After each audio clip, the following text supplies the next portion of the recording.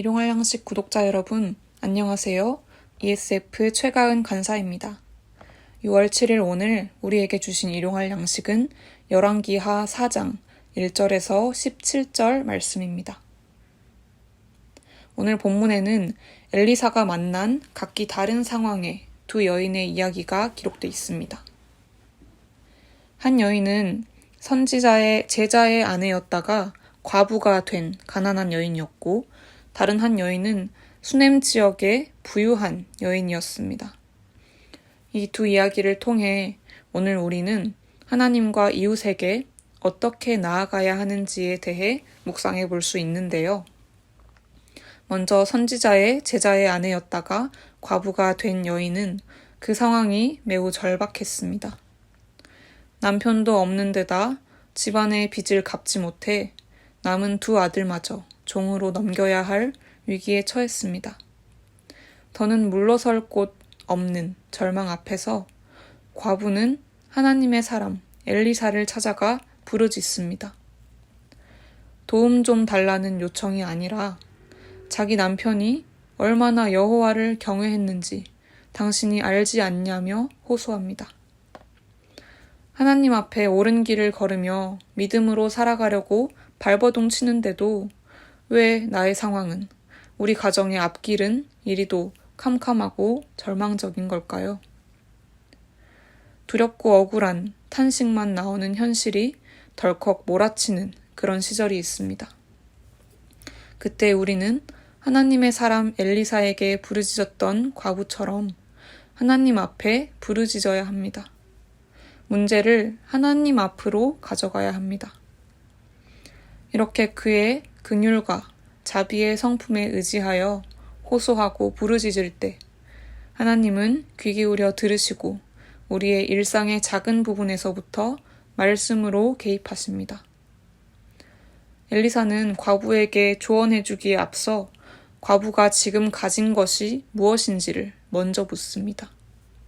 가진 것이라곤 기름 한 그릇뿐이었던 과부에게 엘리사는 이웃들에게 빈 그릇을 될 수 있는 대로 빌려다가 그 기름을 채우라고 말하고, 과부와 그 두 아들은 그 말대로 순종합니다. 그리고 빈 그릇들에 빚을 갚고도 남을 그런 양의 기름이 채워지는 기적을 경험하지요. 여인은 더 이상 죽은 남편에 집중하지 않고 남은 두 아들과 함께 용기 내어 말씀대로 행하는 데에 힘썼고요. 떠안은 빚더미에 집중하지 않고 지금 가진 작은 것을 말씀대로 활용하는 데에 힘썼습니다.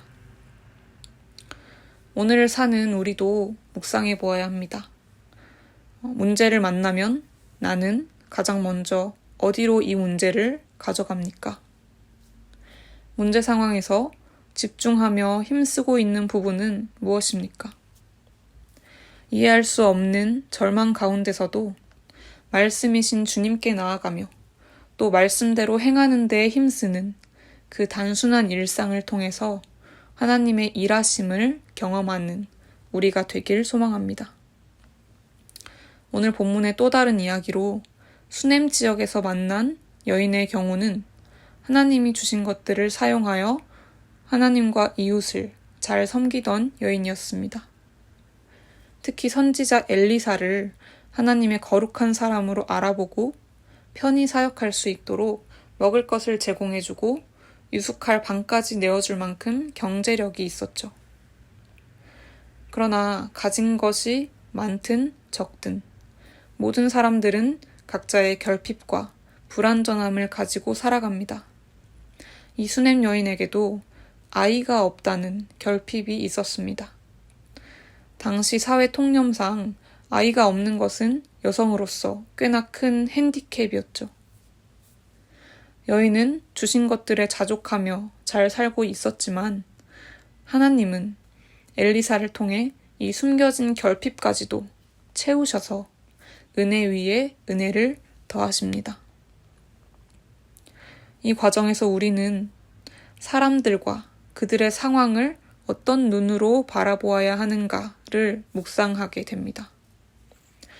오늘 수넴 여인은 엘리사를 거룩한 하나님의 사람으로 알아보고 하나님께 하듯 최선의 것으로 그를 대접했고, 엘리사 또한 수넴 여인의 처지를 보이는 것만으로 판단하지 않고 유심히 보았기에 숨겨진 결핍까지도 채워주는 통로가 될 수 있었습니다.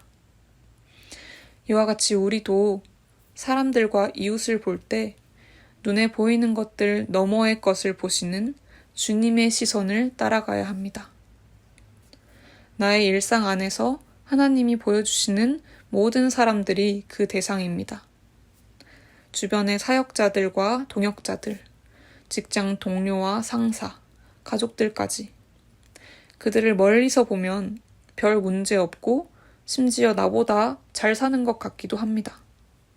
그런데 그들을 주님의 시선으로 조금만 자세히 보면 저마다의 결핍과 두려움이 있습니다. 우리는 그것을 통찰하고 도와주어야 하는 것이죠.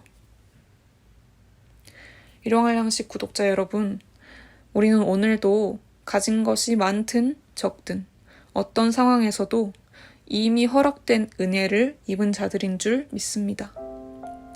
이렇게 말씀의 은혜로 오늘을 또다시 허락하신 주님께 나아가고 그 주님의 시선으로 오늘 맡기신 이웃들을 자세히 바라보아서 은혜의 통로가 되는 저와 여러분이 되길 소망합니다.